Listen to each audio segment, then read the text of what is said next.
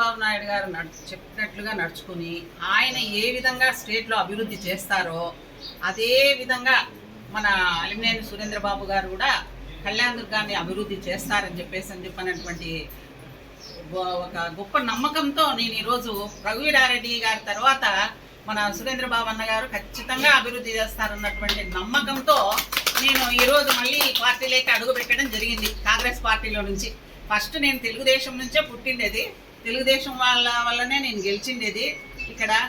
అందులో అప్పుడు major Panchayat సర్పంచ్కు first time నేను 82లో ఎన్టీ రామారావు గారు పెట్టినప్పటి నుంచి కూడా ఇక్కడ తెలుగుదేశం పార్టీ గెలుపు అన్నది లేదు. పంచాయతీకి ఎప్పుడు కూడా ఎమ్మెల్యే గెలవడమే జరిగింది, సర్పంచ్గా గెలవడం జరగలేదు. ఫస్ట్ టైం నేను గెలిచడము, లాస్ట్ సర్పంచ్ లేడీ కావడము, ఫస్ట్ లేడీ కావడము, తర్వాత మున్సిపాలిటీ కూడా మన రఘువీరారెడ్డి అన్నగారు చెప్పినట్లు మున్సిపాలిటీ చేద్దామా అంటే ఆయనకు నేను సహకరించి అన్ని విధాలుగా మేము ఇక్కడ అంతా చేసుకొని అప్పుడు ఆయన యొక్క మాటతో మేము మున్సిపాలిటీ చేయడం జరిగిందండి.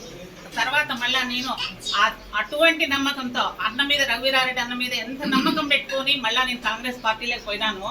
మళ్ళీ ఈరోజు సురేంద్రబాబు గారి వల్ల ఈ ఊరు అభివృద్ధి జరుగుతున్నటువంటి గట్టి నమ్మకంతో మళ్ళీ టీడీపీ పార్టీలోకి రావడం జరిగిందండి. ఎందుకంటే ఇలాంటి పెద్దవాళ్ళు, అనుభవం ఉన్న వాళ్ళు కూడా పార్టీలోకి రావడం, వాళ్ళందరూ కూడా నమ్మకం ఉండడం, మనం అభివృద్ధి చేస్తామనే దాంట్లో ఖచ్చితంగా చెప్తున్నా. కళ్యాణదుర్గం ప్రాంతాన్ని మాత్రం అభివృద్ధి చేసి చూపిస్తా. ఎందుకంటే ప్రజలు కూడా గెలిపిస్తున్నారు. ఆ గెలుపుని నేను సద్వినియోగం చేసుకుంటా, మంచిగా వాడుకుంటాను తప్ప ఏ రకమైన తప్పుదనాలుగా చేయడానికి అవకాశం ఉండదు.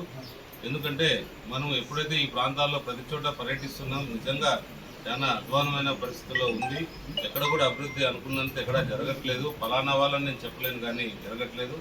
ఎంతో కొంత అభివృద్ధి జరిగిందంటే అది రఘువీరెడ్డి గారి ఉన్న హయాంలోనే జరిగింది. అలాగే అంటే నేను మన తెలుగుదేశం పార్టీ అభ్యర్థి అయినా కూడా ఇక్కడ పార్టీలు వేరు, అతీతంగా మనం అభివృద్ధి చేసుకోవాల్సిన అవసరం ఎంతైనా ఉంది.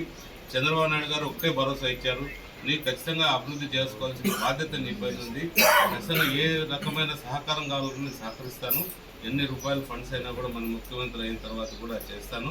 ఆయన చెప్పడంతోనే ఇవన్నీ కూడా చేయడం, మనం భైరవంతిప్ప ప్రాజెక్టుని సకాలంలో పూర్తి చేస్తామని చెప్పాను. ప్రతి గ్రామానికి కూడా సాగునీరు, తాగునీరు రెండు కూడా ఇస్తానని చెప్పాను. ఖచ్చితంగా 2.5-3 సంవత్సరాల్లో భైరవంతిప్ప ప్రాజెక్ట్ 2.5 సంవత్సరాల్లోనే 3 సార్లు 2.5 సంవత్సరాల్లోనే నేను పూర్తి చేసి ప్రజలందరూ కూడా అందుబాటులోకి నీళ్ళు ఉండేటట్టు చేస్తాను. అప్పుడు వాళ్ళు మెప్పు పొందుతాను. ఎప్పుడైతే మనం పనులు చేయగలుగుకుంటూ ముందుకు వెళ్తామంటే ప్రజలు కూడా అభిమానిస్తారు, వాళ్ళు ఆదరిస్తారు. అదే నా కోరిక, వాళ్ళ గుండెల్లో నిలబడిపోవాలనేదే నా కోరిక.